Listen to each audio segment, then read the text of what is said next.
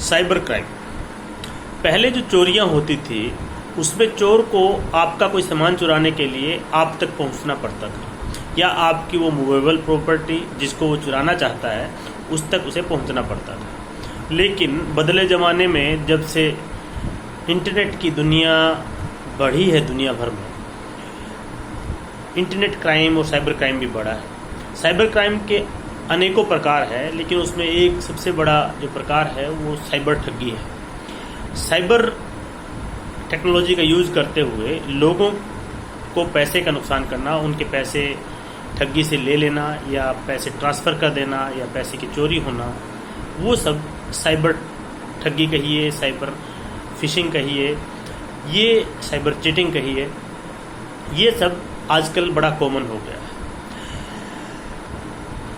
दिन ब दिन हर किसी को कोई ना कोई कॉल आती है जिसमें कोई व्यक्ति कहता है कि आपका फलां बैंक का एटीएम बंद हो गया है, अगर आपको चालू करवाना है तो फलां आपके पास जो कोड आएगा वो हमें दीजिए।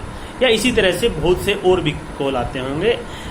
कोई भी कॉल जो आपसे कोई इन्फॉर्मेशन सीख करता है, ऐसे किसी भी व्यक्ति को आपको कम से कम अपने अपने जो एटीएम की डिटेल्स हैं, यानी कि डेबिट कार्ड की और इसके अलावा क्रेडिट कार्ड की डिटेल्स हैं या अपने कोई पासवर्ड्स हैं, वो किसी के साथ शेयर नहीं करना चाहिए। बार बार देश के बैंकों ने, आरबीआई ने और दूसरे जो हमारे शासन की तरफ से जो चेतावनियां दी जाती हैं वो दी जाती है कि आप अपनी जो पर्सनल इन्फॉर्मेशन है, इम्पोर्टेंट इन्फॉर्मेशन है, बैंक से रिलेटेड इन्फॉर्मेशन है, क्रेडिट कार्ड, डेबिट कार्ड से रिलेटेड इन्फॉर्मेशन है, इसको किसी के साथ शेयर ना करें, क्योंकि बैंक आपसे कभी भी फ़ोन के द्वारा इन्फॉर्मेशन नहीं मांगता है। इस तरह की कई बार घटनाएं होती है कि कोई व्यक्ति जिसको पता नहीं है, हो सकता है वो साइबर सेवी या टेक सेवी ना हो, और वो हो भी सकता है, उसके बावजूद भी अचानक किसी के पास फ़ोन आया कि मैं फलाना बैंक से बोल रहा हूँ, आपका तो एटीएम काम नहीं कर रहा है। आदमी अचानक सोचता है कि क्यों नहीं कर रहा भाई, तो फिर वो कहते हैं कि अगर नहीं आपको कुछ नहीं उसको ठीक करवाना है या दोबारा से चालू करवाना तो आप मत करवाइए, और अगर करवाना है तो आपको ऐसा करना पड़ेगा। तो कई बार लोग समझ लेते हैं कि ये कोई सही जेन्युइन व्यक्ति बात कर रहा है, लेकिन कभी भी बैंक का कोई कर्मचारी या कोई भी बैंक आपको फ़ोन करके आपसे इन्फॉर्मेशन ऐसी नहीं मांगता है कि आप ये डिटेल दीजिए या ओटीपी दीजिए या कुछ दीजिए। ऐसा हमें कभी नहीं करना चाहिए, क्योंकि ऐसा इतना कॉमन हो गया है इस तरह के केसेस कि जब कोई व्यक्ति के पास एटीएम है तो मान लीजिए जिसके पास फ़ोन आया उसने अपना एटीएम नंबर दे दिया, फिर उसके बाद ओटीपी आया तो ओटीपी दे दिया, तो पता चलेगा कि उसके पैसे में, उसके खाते में जितने पैसे हैं सब खाली कर दिए गए हैं।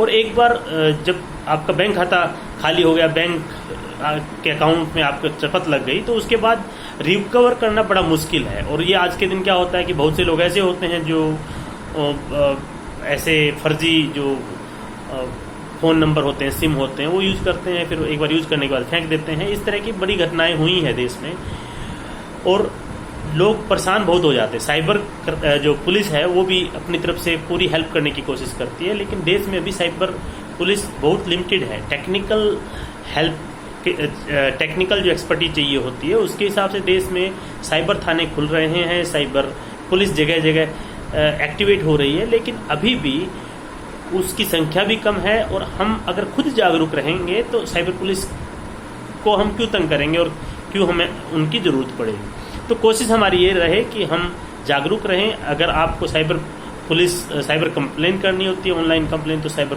पुलिस का एक जो साइबर दोस्त के नाम से भी हैंडल है होम मिनिस्ट्री की तरफ से, और देश भर में जितने जो साइबर पुलिस की तरफ से जो ऑथराइज सिग्नेटरी हैं देश भर में, उसकी जो है डिटेल्स भी उस वेबसाइट पे cybercrime.gov.in पर दी गई है, तो वो आप यूज़ कर सकते हैं। लेकिन इस मामले में बस इतना ही ध्यान रखने की ज़रूरत है कि सावधानी हटी दुर्घटना घटी।